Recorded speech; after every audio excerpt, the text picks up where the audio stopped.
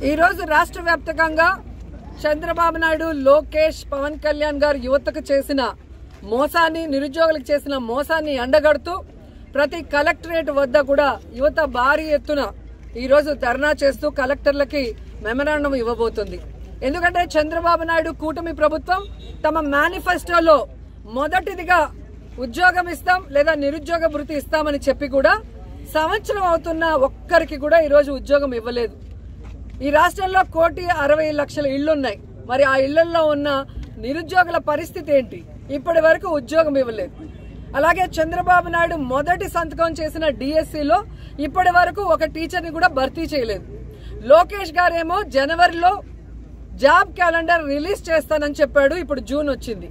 అంటే క్యాలెండర్ లో సంవత్సరం మారుతుంది తప్ప లోకేష్ గారు ఇస్తానన్న జాబ్ క్యాలెండర్ అయితే రాలేదు.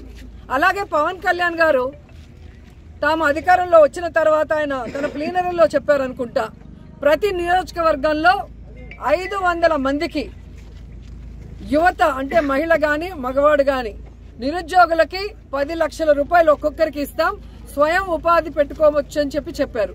ఇప్పటికీ కూడా ఒక్కరికి కూడా ఇవ్వలేదన్నది నిజం. సో ఈ రాష్ట్రంలో ఉన్న నిరుద్యోగుల్ని అలాగే విద్యార్థుల్ని మోసం చేస్తూ వాళ్ళు మాత్రం ఈరోజు అధికారాన్ని ఎంజాయ్ చేస్తున్నారు. ఈరోజు ఈ రాష్ట్రంలో ఉండి ఓటేసిన నిరుద్యోగులు, విద్యార్థులు ఉద్యోగాలు లేక, నిరుద్యోగ భృతి లేక, కాలేజీలకు వెళ్లే వాళ్ళకి ఫీజు రియంబర్స్మెంట్ లేకుండా, అమ్మఒడి వేసే వాళ్ళకేమో అమ్మఒడి సక్రమంగా రాకుండా ఏ విధంగా కష్టపడుతున్నారో మనం చూస్తున్నాం.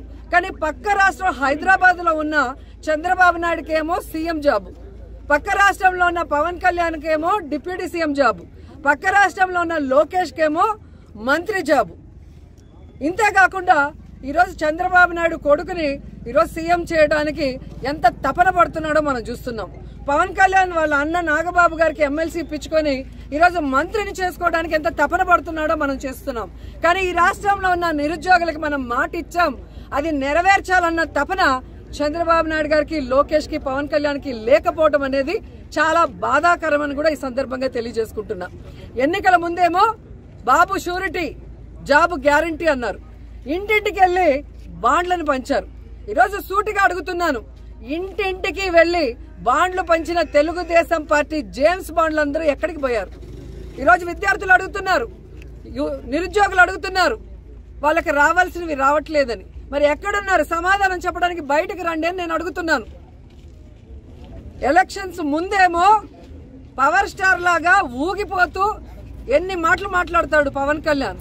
అదే పవర్ లోకి వచ్చాక ఫ్లవర్లు యూత్లు చెవుల్లో పెడుతున్నాడు. ఎలక్షన్స్ ముందరేమో గబ్బర్ సింగ్ లాగా డైలాగులు చెప్తాడు.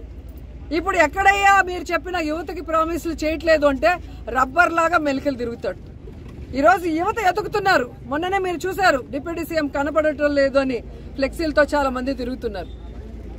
ఎక్కడయ్యా మీరు యువతకి ఉద్యోగ అవకాశాలు దొరకట్లేదు అంటే నేను హరహర మల్లు డబ్బింగ్ బిజీలో ఉన్నాను అంటాడు. మరి 10 లక్షలు ఒక నిరుద్యోగికి ఇస్తాం స్వయం ఉపాధికి, ఎక్కడయ్యా మీరు అని వాళ్ళ పార్టీ వాళ్ళని అడిగితే ఆయన ఓజీ షూటింగ్ లో బిజీగా ఉన్నాడు అంటారు. ఇంకొకరు వెళ్ళి నిరుద్యోగ భృతి అన్న ఇవ్వండి అయ్యా, ఉద్యోగం ఇచ్చే లోపల 3,000, ఇప్పటికే 13 నెలలు అంటే 13 × 3,000 బాకీ ప్రతి కుటుంబంలో ఉన్న నిరుద్యోగికి అంటే ఆయన ఉస్తాద్ భగత్ సింగ్ షూటింగ్ లో చాలా బిజీ, మా ఫోన్ కే అందటం లేదని జనసేన వాళ్ళు అంటున్నారు. ఇంతకన్నా సిగ్గుచేటు ఏమైనా ఉందా? సో సూటిగా చెప్తున్నాం చంద్రబాబు నాయుడు గారికి, పవన్ కళ్యాణ్ కి, లోకేష్ కి, ఈ రాష్ట్రంలో ఉన్న నిరుద్యోగుల ఓట్లు వేసుకుని వాళ్ళను మోసం చేస్తే ఎవరు ఊరుకునే పరిస్థితి లేదు. వెంటనే ఈరోజు వాళ్ళకి ఉద్యోగ అవకాశాలు కల్పించాలి. లేదంటే అంతవరకు నిరుద్యోగ భృతి ఈ 13 నెలలతో సహా కలిపి ఇవ్వాలని కూడా ఈ సందర్భంగా అడుగుతున్నాను. ఎందుకంటే ఈ రాష్ట్రం డబ్బులతో చంద్రబాబు నాయుడు ఒక హెలికాప్టర్ స్పెషల్ ఫ్లైట్, అలాగే పవన్ కళ్యాణ్ ఒక స్పెషల్ ఫ్లైట్, లోకేష్ ఒక స్పెషల్ ఫ్లైట్ కొనుక్కుంటాడు. మళ్ళీ అందరికీ కలిసి స్పెషల్ హెలికాప్టర్లు. ఈ దుబారా ఖర్చులకి డబ్బు ఉంది కానీ యువతకి నిరుద్యోగ భృతి ఇవ్వమంటే డబ్బు లేదు అంటే ఎవరు ఊరుకుంటారు? కాబట్టి వాళ్ళకి నిరుద్యోగ భృతి ఇవ్వాలి, వెంటనే ఉద్యోగాలు చూపించాలి, ఆ తర్వాత ఫీజు రింబర్స్మెంట్ బకాయిలు వెంటనే ఇవ్వాలి. ఎందుకంటే కాలేజీల్లో పిల్లల్ని ఈరోజు ఇబ్బంది పెడుతున్నారు, వాళ్ళు డబ్బులు కట్టకపోతే తరిమేస్తున్నారు. ఈరోజు వాళ్ళు చదువుకోకుండా ఇళ్లలో కూర్చుంటే వాళ్ళ కుటుంబాలు ఎలా బాగుపడతాయన్న ఆలోచన వీళ్ళకి లేదని నేను ప్రశ్నిస్తున్నా.